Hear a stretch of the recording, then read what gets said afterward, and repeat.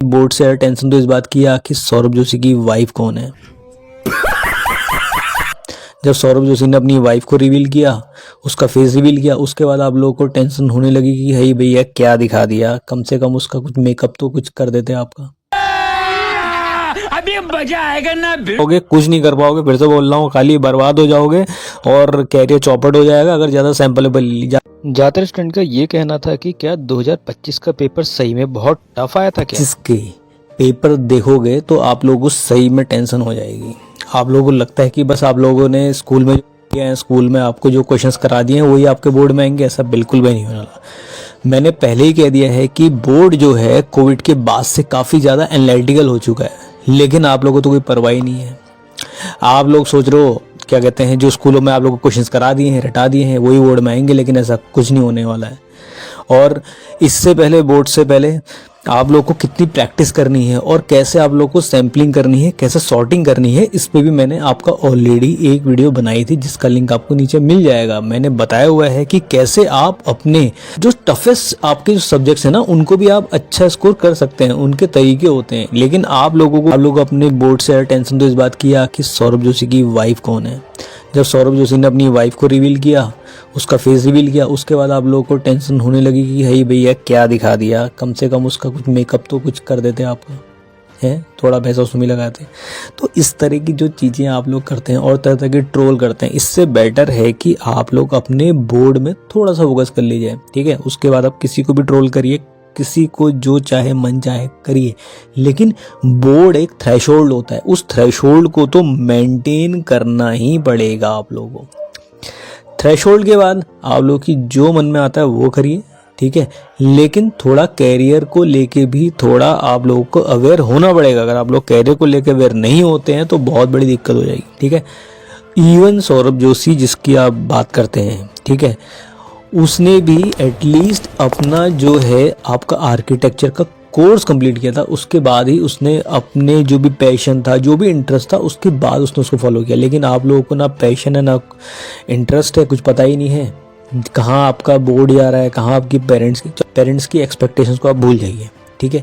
लेकिन एटलीस्ट कुछ तो अपने गोल्स को सेट करके रखिए कि हाँ भाई कि हमें लाइफ में थोड़ा बहुत ये अचीव करना है, इसके लिए क्या क्या स्टेप्स होंगे। आप लोग, आपके क्या स्टेप्स हैं, क्या प्रोसेस हैं, उस पर आप लोग फोकस करते नहीं, बस सीधे आप लोगों को बस एक गोल दिखाई देता है कि हाँ भाई आपने वो चीज़ अचीव कर ली और एकदम हसीन सपने आपके आ रहे हैं, कुछ क्या कहते हैं, उसी को देख देख के आपका मंद आपका मुस्कुरा रहे हैं कि हाँ भाई कि हम लोगों ने अचीव कर लिया। ऐसा नहीं होता है, कुछ स्टेप्स होते हैं, कुछ आपके प्रोसेस होती है, ठीक है। जब प्रोसेस को जब तक आप स्टेप्स के साथ प्रोसेस को एंजॉय नहीं करेंगे, तब तक आप अपने डिजायर्ड गोल को अचीव नहीं कर पाएंगे। तो मेरा फिलहाल ये कहना है, आप कंपटीशन दें या ना दें, लेकिन एटलीस्ट बोर्ड को अच्छे से मैनेज कर लीजिए, ठीक है।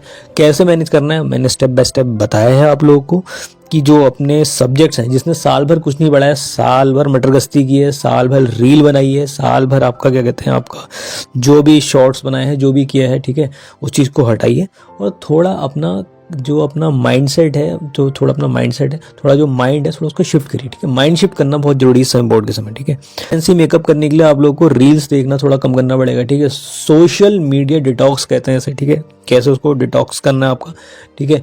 डिटॉक्स करने का तरीका यही है, सबसे पहले 2 या 3 महीने के लिए आपका एटलीस्ट इन सोशल मीडिया की ऐप्स को इंस्टॉल कर दीजिए और उसके बाद जो इम्पॉर्टेंट टॉपिक्स हैं, ठीक है, जो मैंने बताए हुए हैं आपका फिजिक्स में और मैथ्स में, ठीक है, बोर्ड्स में आपको फिजिक्स में बताया हुआ है किस तरह से आप लोग अच्छे से अच्छा स्कोर कर सकते हैं, ठीक है। तो पूरा बताएं स्टेप्स आपका, ठीक है। और उसके पैरेलल बोर्ड्स में जो है किस तरह से आपको वीकली एक टेस्ट देना है, ठीक है, जो कि बहुत इंपॉर्टेंट है।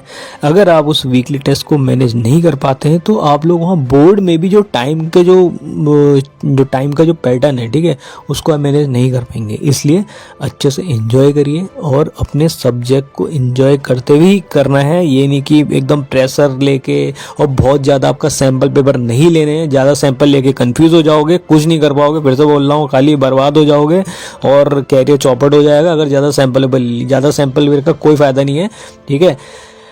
इंपॉर्टेंट टॉपिक्स मैंने मेंशन कर रखे हैं, फिजिक्स में भी, मैथ्स में भी, जो 10वीं के बच्चे हैं उनके साइंस के टॉपिक मेंशन कर रखे हैं, ठीक है। अपने सर्किट सॉल्यूशन कैसे करना है, किस तरह से हमें आपका सर्किट को फिजिक्स में, ठीक है, तो उसको करिए और अच्छे से समझते हुए काम करिए। और अगर आप लोग लाइव सेशन लेना चाहते हैं मेरे से, जो कि मेरे चल रहे हैं, उसका टेलीग्राम ग्रुप का लिंक नीचे दिया गया, उससे जुड़ सकते हैं। और प्रिंटेड नोट से ही तो उसको भी आप नीचे इंक्वायरी लिंक में जाके पूछ सकते हैं, ठीक है। तो मिलते हैं बढ़िया से अच्छे से प्यारे से लेक्चर के साथ। और हाँ, अगर कोई डाउट्स हो डेफिनेटली नीचे कमेंट करना ना भूलें। जय हिंद।